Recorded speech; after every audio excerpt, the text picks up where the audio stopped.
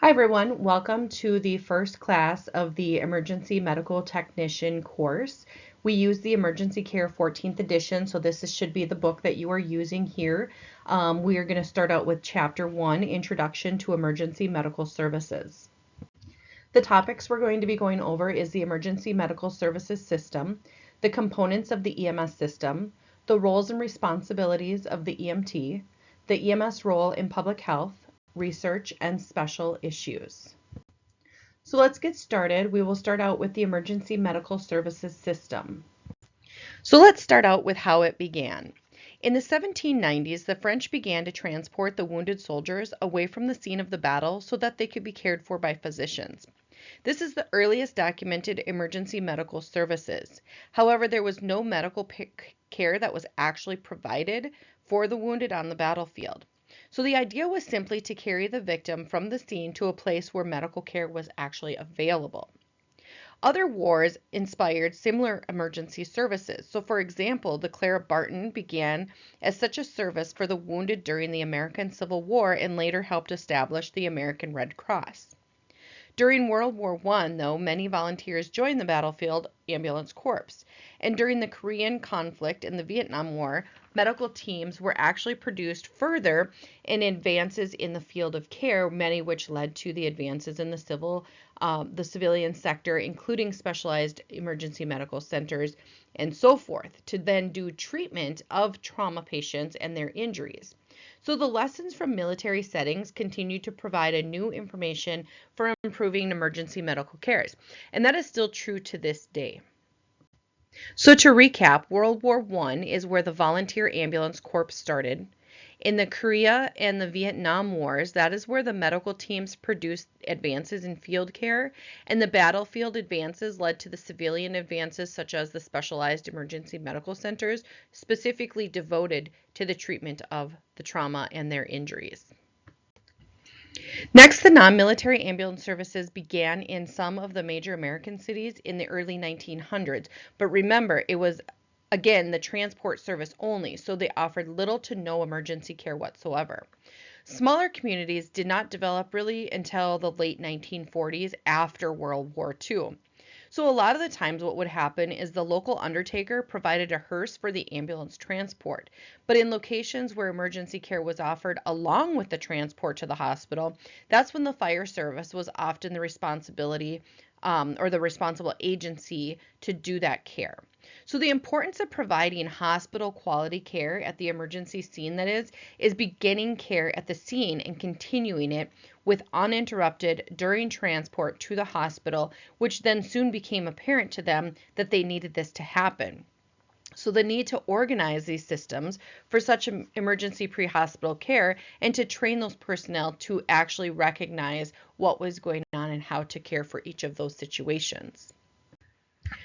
During the 1960s, the development of modern EMS systems began. So in 1966, the National Highway Safety Act charged the U.S. Department of Transportation, also known as DOT, with developing EMS standards and assisting the states to upgrade the quality of the pre-hospital emergency care. Most EMT courses today are still based on those models developed by the DOT. Then in the 1970s, the National Registry of Emergency Medical Technicians was founded to establish professional standards. And then in 1973, the U.S. Congress actually passed the National Emergency Medical Services System Act as the cornerstone of the federal effort to implement and improve the EMS systems across the United States.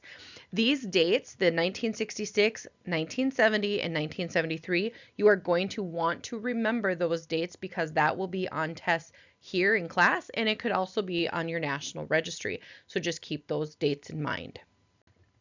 With regulation and policy, each state EMS system must have in place enabling legislation, which are the laws that allow the system to exist.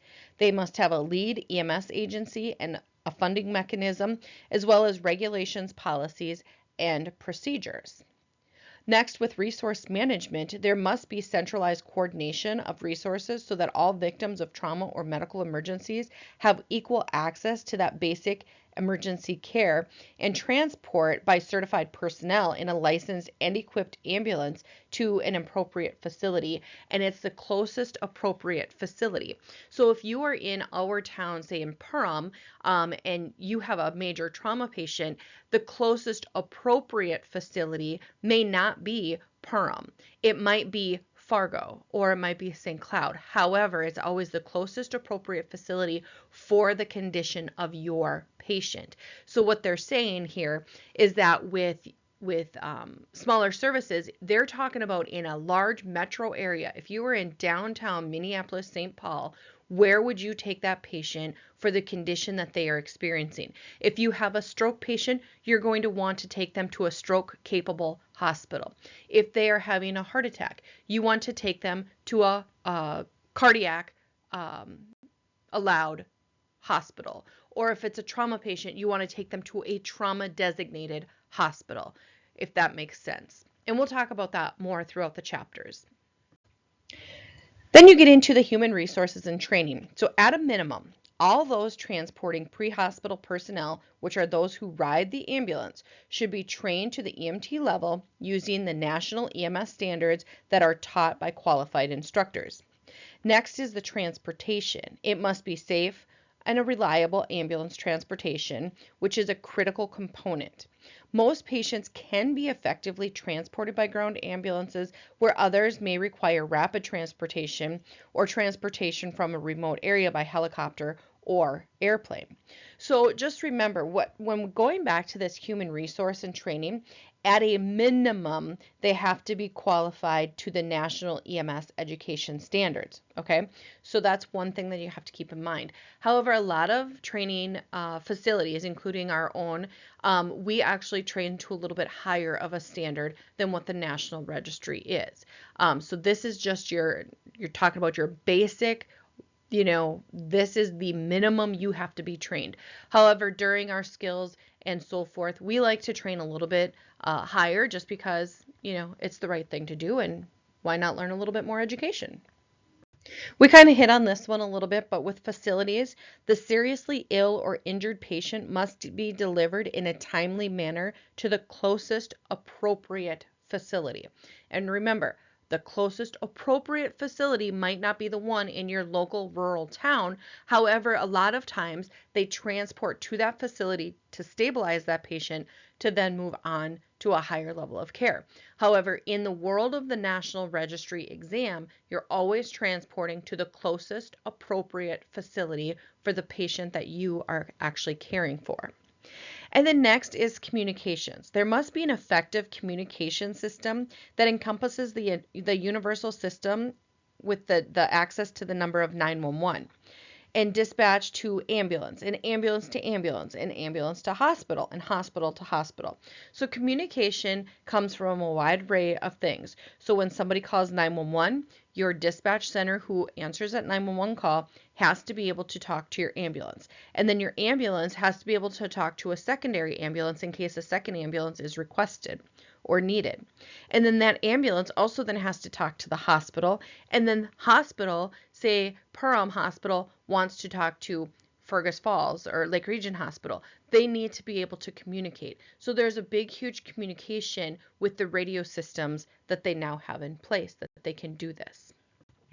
Next, we're going to talk about public information and education. So that is where the EMS personnel may participate in efforts to educate the public about their role in the EMS system, their ability to access the system, and then prevention and injuries. Next is the medical direction, and this is what every ambulance EMS system must have, is they must have a physician as a medical director who is accountable for the activities of the EMS personnel within that system. So that medical director must be involved in all aspects of patient care system, including the protocol development, the training, and the quality improvement. If there's a medical director out there that just signs all your paperwork each year and they don't pay attention to what you're doing, you are potentially working under their medical license. So if you do something wrong, that will come back on that doctor, and you could potentially lose your job because they can say, I don't want you working under my license, and they can let you go at any point in time. There's no reason that they have to give besides they don't trust you and they don't want you working under their license. So just keep in mind that you want to stay on the good side of your medical director, but you also want an active medical director. Next is the trauma systems. In each state, there is enabling legislation that must exist to develop a trauma system, including one or more trauma centers. We'll have triage and transfer guidelines for those trauma patients, rehabilitation programs, data collection, mandatory autopsies, which is the examination of a body to determine that cause of death, and then the means for managing and ensuring that the quality of the system is met and upheld. And last, evaluation. So with each state, they must have a program for evaluating and improving the effectiveness of the EMS system, known as the Quality Improvement or QI program, and then a quality assurance or a QA program, and then a total quality management system as well. In this section, we're going to talk about the components of the actual EMS system. So to understand the EMS system, you must look at it from the patient's point of view rather than from the EMT standpoint. So for the patient, the care begins with that initial phone call to the 911 or to the emergency medical dispatcher, or also known as EMD. So the system then responds to the call for help by sending the scene available responders, including your EMRs, your EMTs, and advanced life support. It may even include law enforcement and potentially fire departments. An ambulance will then transport the patient to the hospital. So from the hospital, the patient is received by the emergency department, and there the patient receives lab tests, diagnostics, further treatment, etc. So the department then serves as the gateway for the rest of the services offered by the hospital. So if a patient is brought to the emergency department with serious injuries, then care is then stabilized to the patient and the operating room is readied to provide further life-saving measures. But there are also what's called specialty hospitals or specialty care or systems. So some hospitals handle all routine and emergency cases, but have a specialty that sets them apart from any other hospitals. So one specialty that a hospital is the trauma center. And in some hospitals, a surgery team may not be available at all times. But in a trauma center, surgery teams are capable of comprehensive treatment of trauma patients that are available 24 hours a day. So in addition to the trauma centers, there's also hospitals that specialize in care centers, conditions, and patients such as the burn centers, the pediatric, the cardiac, and the stroke centers. So as an EMT, you will soon become familiar with the hospital resources available in your area. Rural areas are much tougher than in the main large metropolitan areas. So many EMS regions have specific criteria for transporting patients with special needs.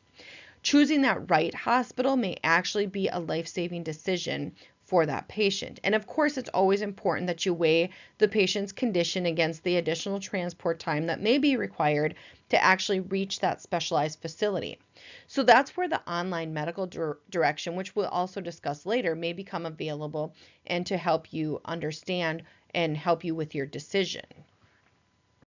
So some things to think about depending on where you're going to be working is what medical services are available in your community. How important is that EMS personnel know the capabilities of the community medical facilities? And what are the possible consequences of transporting a patient to a facility not equipped to handle that problem? However, you always want to be sure that you're following your medical direction and your standing protocols as to where you want to be transporting those patients to. If you're in a rural facility, say like for us, for instance, in Perham, we're a very rural facility. However, we have no trauma, no cardiac, no ICU. We don't have those capabilities. We don't have a stroke center. But if you have a patient who is in, say, New York Mills, who is having a stroke, is it the best option to transport that patient to Perm? Or because we're in an area where there's so many helicopters, is it the best interest for that patient to call a helicopter, have them pick that patient up at the scene and transport to the stroke center? Again, going back to your medical protocols and what your medical director says, but I would say that that would be the best option for that patient at the time, as long as that helicopter is not going to take too long to get to you. Here's the assessing the EMS system, starting with the patient, and then a citizen who calls 911 or potentially the patient, the emergency medical dispatcher who dispatches out the ambulance service, the emergency medical responders, the EMTs, the ER staff, and then any allied health staff that may be there to assist. So for 99% of the population, a 911 system provides telephone access to report emergencies. A dispatcher answers the call, takes the information, and alerts the EMS, the fire department, and law enforcement, or whomever needs to be dispatched out to that specific call. So according to the National Emergency Number Association, there's roughly 240 million calls that are received by 911 each year, and more than 80% of those calls come from mobile devices. Currently, the wireless carriers and 911 centers are working together on two phases of development so that the emergency dispatchers can see the number of the mobile caller that's calling, which is phase one, and identifying the actual physical location of the mobile device, which is phase two. So success in developing this capacity will have a huge impact on locating and providing care to the ill and injured. So enhanced 911 centers have the capability of identifying the caller's landline phone number and location automatically, and some have additional capabilities of locating wireless callers. So this enables the dispatcher to send emergency personnel to the scene even if the phone is disconnected or the patient loses consciousness. Another development in the communication and dispatch portion of the EMS system is the training and certification of the EMDs. Not only do these specially trained dispatchers obtain the appropriate information from the callers, but they also provide medical instruction for the emergency care.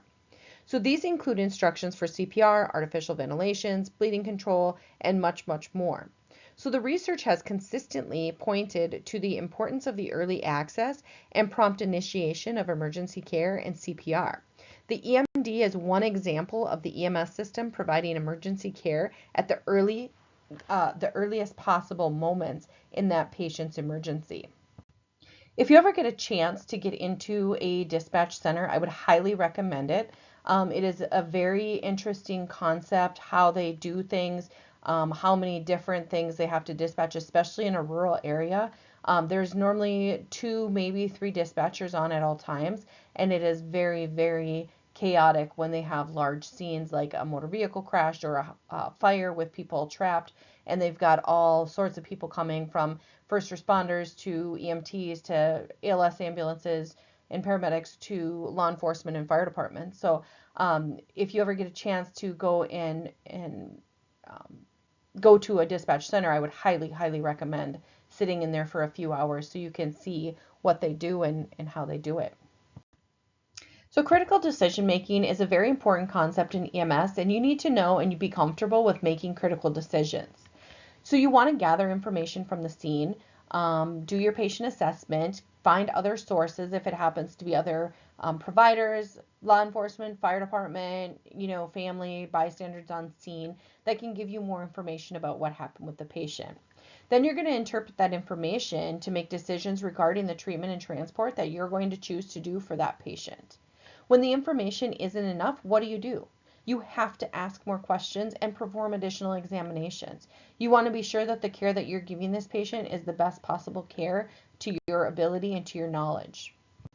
So some examples of critical decisions are: should you take your patient to the closest hospital, or should you go to a more distant specialty hospital? So again, if you're in a rural area, typically you're going to go to the nearest hospital for them to be stabilized and then to be sent on to a trauma center, a cardiac center, a stroke center, a pediatric center, wherever it may be. However, in the metro area, where are you going to take that patient? Is it going to be to that closest appropriate hospital, the nearest hospital, or a hospital that's a little bit farther away? However, it has that specialty care that your patient needs. And again, when you're talking the National Registry, we are talking like we are in downtown Minneapolis, St. Paul, and we have everything that you can think of within a 3-block area. So when you're doing your testing, you have to remember that this is where they're talking that you're sitting, is in the middle of downtown Minneapolis, St. Paul, or Chicago, or LA, or wherever there is a large amount of specialty cares, okay? So will this medication help the patient's current condition, or could it make it worse? So if you have a patient who is having a heart attack and you decide that you want to give them Benadryl, is that going to make the patient better or worse? Or do I give the patient aspirin? Is that going to make them better or worse? Do I give them nitro? Is that going to make them better or worse? So you always have to ask your question to yourself. Don't ask it out loud, but to yourself say, okay, if I give this patient nitro, is it going to make them better or worse? And then answer your own question. And if the answer is no, it's not going to help that patient, then you should not be giving it to them. Or if it's one of those that, well, it won't hurt them. So like if you have a cardiac patient and their O2 stats are at 98% and you say, hey, maybe we should give them oxygen, is that oxygen going to hurt the patient? No, probably not. Will it help them? Maybe, maybe not, but it's worth a shot at this point. If they're feeling crummy and they're talking about having shortness of breath and whatever else, even though their O2 sats are at 98%, go ahead, give them a little bit of oxygen. It might make them feel better. So again, asking yourself these questions. Next, we're going to talk about the level of EMS training. So there are 4 general levels of the EMS training and certifications that may vary from place to place. So the first one is the emergency medical responder. This level of training is designed for the person who is often first at the scene. Many police officers, firefighters, industrial health personnel functions in this capacity. The emphasis is on the activating the EMS system and providing immediate care for any life-threatening injuries, controlling the scene, and preparing for the arrival of the ambulance. Next is the emergency medical technician. So in most areas, the EMT certification is considered the minimum level of training for ambulance personnel. EMTs can be in a transporting ambulance. Even without a paramedic, they can have a basic life support ambulance with 2 EMTs. EMRs cannot be in a transporting ambulance unless your state and your state licensing allows you to do that. So again, the EMTs provide that basic care for medical and trauma patients and transportation to a medical facility, and frequently work with advanced level EMS providers like paramedics, or in some states, AEMTs, which is the Advanced Emergency Medical Technician. So the AEMTs are like the EMT providers, but and the basic level of transportation, but also provide some advanced level care. So advanced care may include uses of advanced airway devices and administration of some fluids or medications via the IV or interosseous. And then you have your paramedics, which the paramedic performs all of the skills of the EMT and AEMT, plus additional advanced level assessment, decision making, and skills. And then the paramedic provides the most advanced level of pre-hospital care that there is in the world of EMS. Next section, we're going to talk about roles and responsibilities of the EMT.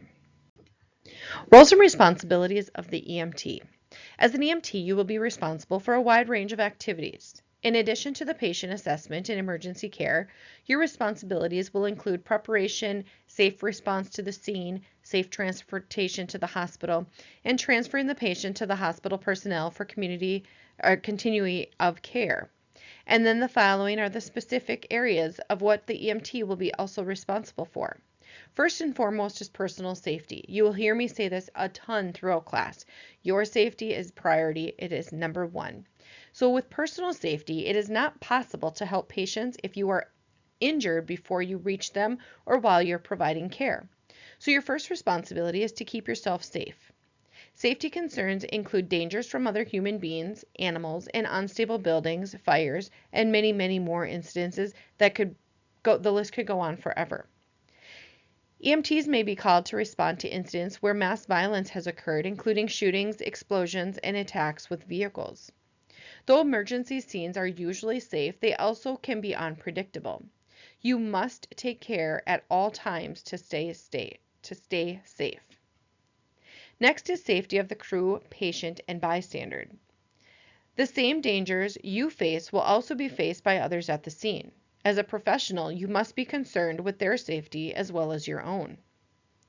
Next is working with other public safety professionals. As an EMT, you will work closely with advanced EMS providers, firefighters, police officers, and specialty rescue teams, as well as many other people. Next is patient assessment. As an EMT, one of your most important functions will be assessment of your patient or finding out enough of what is wrong with your patient to be able to provide appropriate emergency care. Assessment always precedes emergency care. Next is patient care. The actual care required for an individual patient may vary from simple emotional support to life-saving CPR and defibrillation. Based on your assessment findings, patient care is an action or series of actions that your training will prepare you to take to help the patient deal with and survive illness or injury. Next is lifting and moving. Since EMTs are usually involved in transporting the patients to the hospital, lifting and moving patients are important tasks. You must perform them without injury to yourself and without aggravating or adding to the patient's existing injuries. Next is transport. It is a serious responsibility to operate an ambulance at any time, but even more so when you have a patient on board. Safe operation of the ambulance and securing and caring for the patient in the ambulance will be important parts of your job. Next is transfer of care. Upon arrival at the hospital, you will turn the patient over to the hospital personnel. You will provide information on the patient's condition, your observations of the scene, other pertinent data so that there will be continuing in the patient's care. Although the part of the patient care comes at the end of the call, it is very crucial. You must never abandon care of the patient at the hospital until transfer to the hospital personnel has been properly completed. And last, being a patient advocate. Patient advocacy comes as a must. As an EMT, you are there for your patients. You are an advocate, the person who speaks up for your patient and pleads their cause. It is your responsibility to address each patient's needs and to bring the patient's concerns to the attention of the hospital staff. You will have developed a rapport with the patient during your brief but very important time together, and a rapport gives you that understanding of the patient's conditions and needs. As an advocate, you will do your best to transmit this knowledge to help the patient continue through the EMS and hospital systems. In your role as an advocate, you may perform tasks as important as reporting information that will enable the hospital staff to save the patient's life, or as simple as making sure that a relative of the patient is notified. Actions that may seem minor to you often provide a major comfort to your patient. Here's some things to think about. How would it impact an older adult patient if they were transported to the hospital without their glasses, hearing aids, or dentures? Another one to think about is on a routine call. Would taking the time to gather these items have a negative effect on the patient's care? If it does, then leave them behind and have a family member bring them. But if it's not going to be a negative effect on that patient's care, stop, take the extra 3 minutes it would take you to grab their glasses, their hearing aids, or their dentures. The last thing you need is to have a patient not being able to hear or to not be able to see or feel uncomfortable because they don't have their dentures in. And then the next one is, how about ensuring the home is secured and locked before leaving? If the patient is worried that you lock the door behind them, make sure you lock their door, but then grab their keys.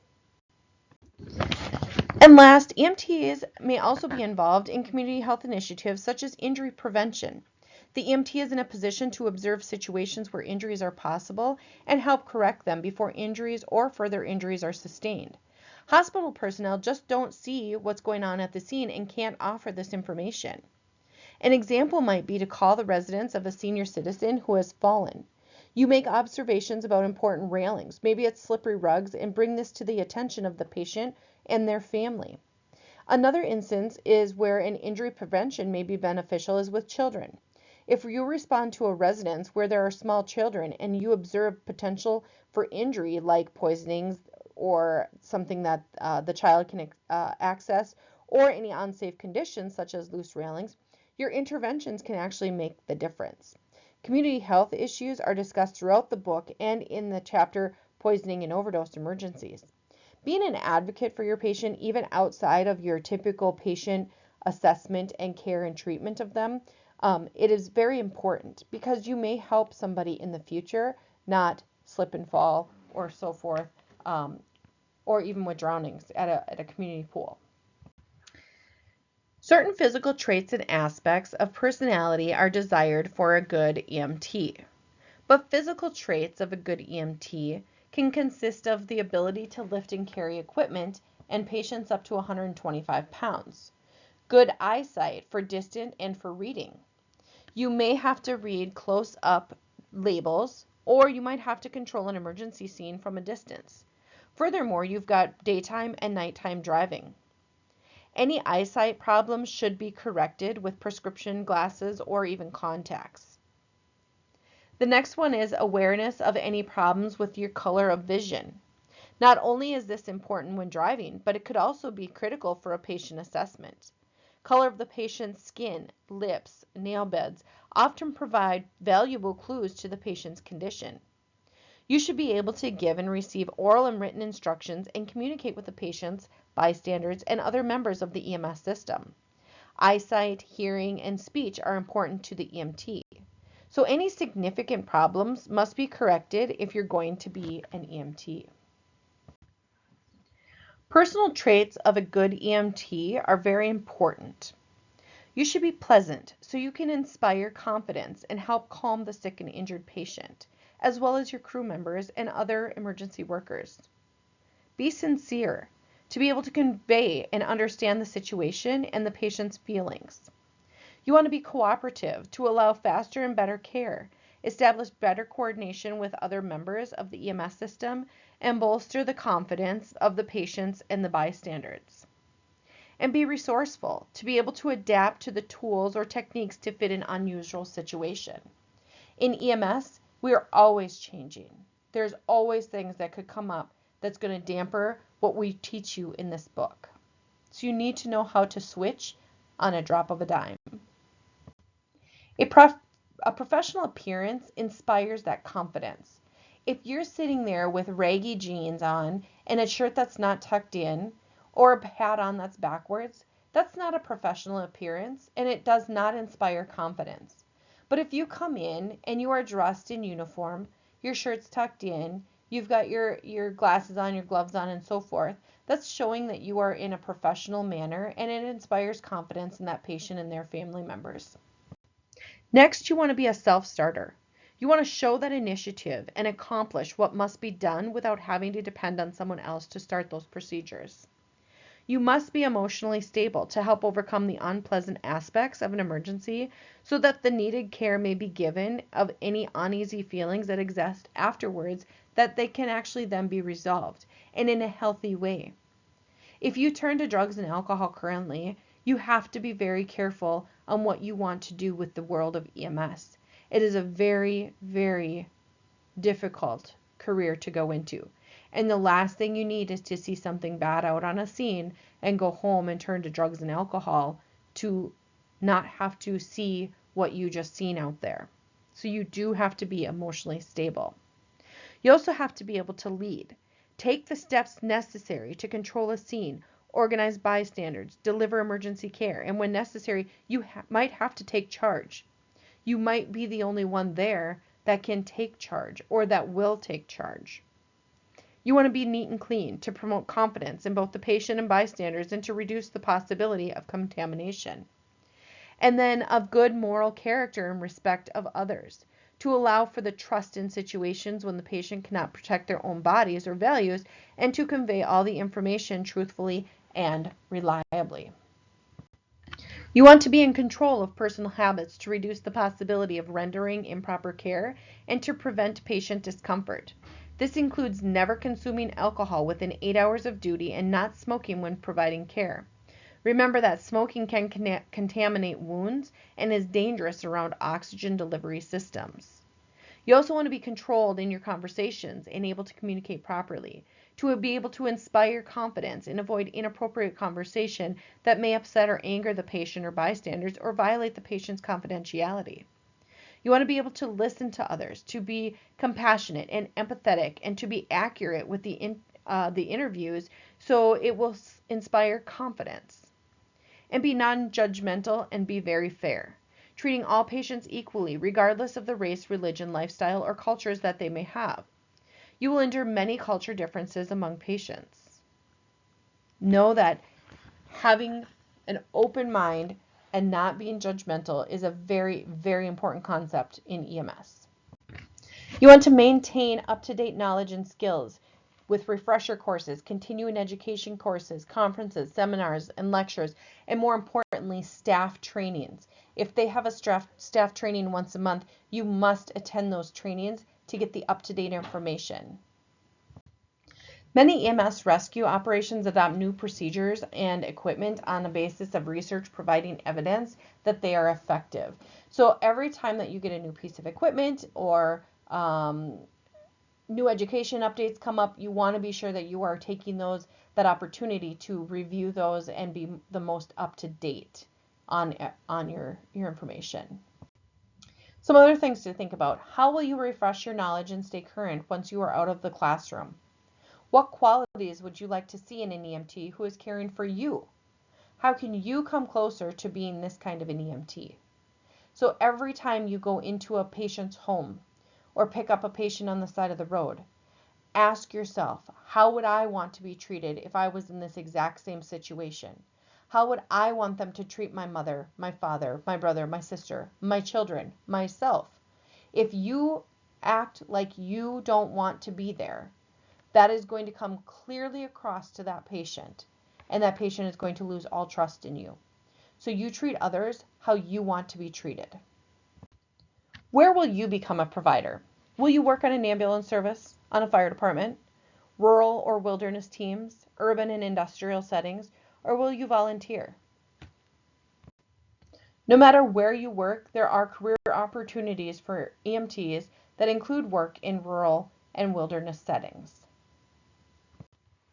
The National Registry of Emergency Medical Technicians, as a part of its efforts to establish and maintain national standards for EMTs, provides registration to EMRs, EMTs, AEMTs, and paramedics. Registration is obtained by successful completion of the NREMT practical and computer-based knowledge examinations. Holding an NREMT registration may help by transferring to another state or region if you choose to. It is usually considered favorable when you apply for employment, even in areas where NREMT registration is not required. Quality improvement is an important concept in EMS. It consists of continuous self-review with the purpose of identifying aspects of the system that require improvement. Once a problem is identified, a plan is developed and implemented to prevent further occurrences of the same problem. As implied by the name, quality improvement is designed and performed to ensure that the public receives the highest quality pre-hospital care. So a sample quality improvement review might go as follows. As a part of the continuous review of calls, Quality Improvement Committee has reviewed all of your squad's runs and involve trauma during one particular month. The committee has noted that at the time spent at the scene of serious trauma calls was excessive, which again, you will learn this stuff in later chapters.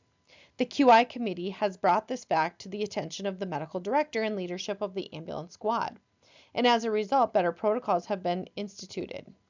Monthly squad training is developed that covers topics such as how to identify serious trauma patients and that requires skill practice to enforce techniques of trauma care. Again, later in the year, the QI committee will then review the same criteria to ensure that the extra training has been effective in improving the areas where it was found to be deficient. So it's always a continuous process. As an EMT, you will have a role in the quality improvement process. In fact, a dedication to quality can be one of the strongest assets of an EMT. There are several ways that you can work toward quality care, which include carefully preparing written documentation. I cannot tell you how much this is so important on every single call. So the call reviews are based on the pre-hospital care reports that you and other crew members write. If a report is incomplete, it is difficult for the QI team to assess the events of that call. But if you are ever involved in a lawsuit, or an inaccurate or incomplete report may also be a cause for liability. You want to be sure that the reports that you write are neat, complete, and accurate. It is factual information, it is not your opinion. You want to become involved in the QI process. As you gain experience, you may wish to volunteer for the assignment as the QI committee. In addition, quality improvement can be implemented on every call. An individual ambulance crew can perform a critique after each call to determine the things that went well and others that may need improvement. You can have another EMT or advanced EMT look over your report before turning it in to ensure that it is accurate and complete. Obtaining feedback from the patient and the hospital staff is the next one. This may be done informally or in some cases formally. Your organization may send a letter to the patients that ask for the comments on the care that were given to you while attending to them. Hospital staff may be able to provide information that will help you strengthen your caregiving skills. Next is maintaining your equipment. It will be difficult to provide quality care with substandard, damaged, or missing equipment. Although the ingenuity, excuse me, sorry. Although EMT should never be misunderstood, it could be dangerous to administer oxygen or provide cardiac defibrillation without proper functional equipment. So you want to check and maintain your equipment regularly, and this should be done at the beginning of every one of your shifts. Next is continuing education. As an EMT who is certified was several years ago and has never attended subsequent training will have a problem providing quality care. Seldom used skills deteriorate without practice. I always talk about OB care. How many times do you really deliver a baby in the field? In 20 some years that I have been in EMS, I was close to delivering a baby one time. But do my care and my skills show it? Absolutely. You're scared, you don't know what is next, versus a cardiac patient where you can walk in there and it's like picking up a bicycle after 20 years and riding it and get back on. You might stumble once or twice, but you'll get back on and you'll start riding. So always be sure to have your continuing education, know your procedure changes, and without some form of regulation or continuing education, it's very difficult to maintain these standards of quality. The next thing we're going to talk about is medical direction. So all patient care is performed under direction of a medical director. So each EMS service or agency has a medical director, which is a physician who assumes the ultimate responsibility for medical direction or the oversight of the patient care aspects of the EMS system. You have what's called offline medical direction, which consists of standing orders issued by the medical director that allows the EMT to give certain medications or perform certain procedures without speaking directly to the medical director or another physician. Then you have what's called online medical direction, which consists of orders from the on-duty physician given directly to the EMT in the field by radio or telephone. The medical director also oversees training and develops protocols, and is a very crucial part of the quality improvement process. So the presence of a physician who is actively involved in an EMS system is one that signs a high quality EMS agency. The physician obviously cannot physically be at every single call, and this is why the EMS system develops what's called standing orders. So the physician issues a policy or protocol and authorizes the EMTs or others to perform particular skills in certain situations. For an example, they may be the administration of naloxone. So then naloxone is used to reserve the opioid overdose when the patient has a decreased respiratory drive. The medical director issues a standing order that allows the EMT to give naloxone in certain circumstances without speaking to the medical director or another physician. This kind of behind-the-scenes medical direction is called offline medical direction. Then you have certain other procedures that are not covered by standing orders or protocols that require the EMT to contact the on-duty physician by radio or telephone prior to performing a skill or administering a medication. So for example, if an EMT carries aspirin, which is beneficial to many but not all, the patient who has possible cardiac symptoms. Prior to the administration of the aspirin, you may be required to consult the on-duty physician. You would then use the radio or cell phone from the ambulance to provide patient information to the physician. After receiving your information, the physician would then instruct you on how or how not to administer that aspirin. Orders from the on-duty physician given by radio or phone is called the online medical direction. And with this, they may be requested at any time that you feel medical advice would be beneficial to patient care. The other side is you can call online medical direction if for whatever reason you have a protocol to give naloxone, but there's something that doesn't make you feel comfortable about doing it. You can call them and say, I would like you to to go over this or review this with me and so forth, so that you're sure that you're giving the patient the right medication, the right dose at the right time, and so forth. So then protocols and procedures are for any online and offline medical direction that vary from the system to system. So what happens in Perm might not be the same thing that happens in Detroit Lakes or Wadena or so forth. So many have protocols available online and in an application that is accessible from a smartphone or tablet. That might not be the case for every service, but I know it's getting more and more available as an online smartphone or on your tablet. In this next section, we're going to talk about the EMS role in public health. So the EMS role in public health can start out with injury preventions for geriatric patients. So when you're on a call to a patient's home, the EMT can identify things that may cause falls, such as loose-fitting footwear or throw rugs. They may also run blood pressure clinics and offer methods for older adults to present medications and medical history to EMTs in the event of an emergency. Next is injury prevention for youth. So EMS is frequently involved in car seat clinics and the distribution of bicycle helmets and other programs for the youth. Another thing they do is public vaccination programs. More and more EMS providers are being trained to allowed to provide vaccination clinics for the public, especially during that flu season. And a lot of the times it's in areas where children do not have routine well care and are at risk. Another one is disease surveillance. You're on the front lines and EMS may report a severe, may serve as an indication that a trend or injury in a disease is beginning. So such trends may range from flu to opioid overdoses, even as far as to terrorist attacks. So there's many programs that are being developed around the country that uses EMS providers in a different and innovative public health roles. In this next section, we're going to talk about research.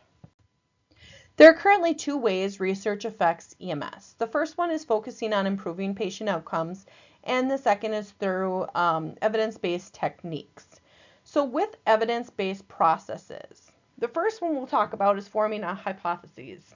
So in this case, experienced providers felt that a new medication would be safe to use and beneficial. During reviewing literature, the provider searches medical literature to determine if the new medication has been studied, especially for the use by the EMTs. Next is evaluating the evidence. This is when the provider meets the medical director to review that literature. If there was no literature, they could not decide how to create a research project to study in its organization or in its region. And then adopting the practices if the evidence supports it. So if it turns out that the medication has been studied and it appears safe, the medical director is then convinced that the medication should be brought to the EMT scope of practice. At that point, training sessions are scheduled prior to any implementations.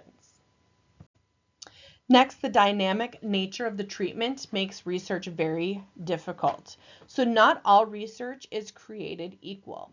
You want to embrace the best practices of conducting and evaluating the research, and then rely on the scientific method. So general observations turned into the hypotheses, and then the predictions were tested to prove or disprove what they thought it would be.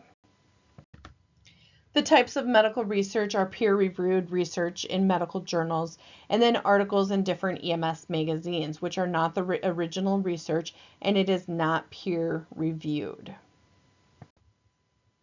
In this next section, we're going to talk about special issues. And then we'll talk about special issues. So throughout the course, we will be discussing local issues, administrative matters with course descriptions, class meetings times, and then requirements for your certification as an EMT.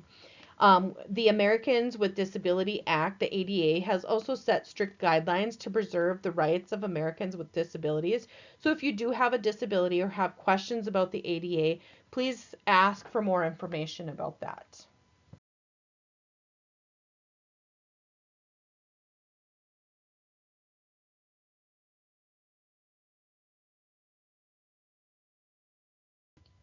Let's do a quick review of everything that we've learned in this chapter.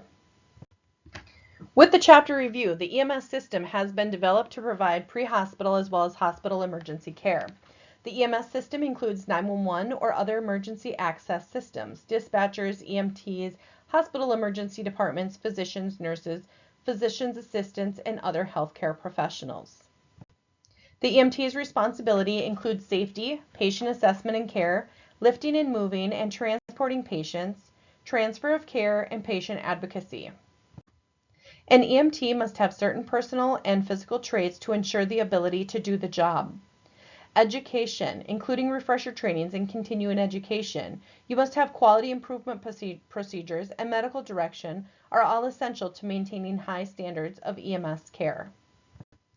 Remember that EMS dates back to Napoleonic times. Modern EMS standards come from the 1960s and 70s, and the National Emergency Medical Service Systems Act, say that 5 times.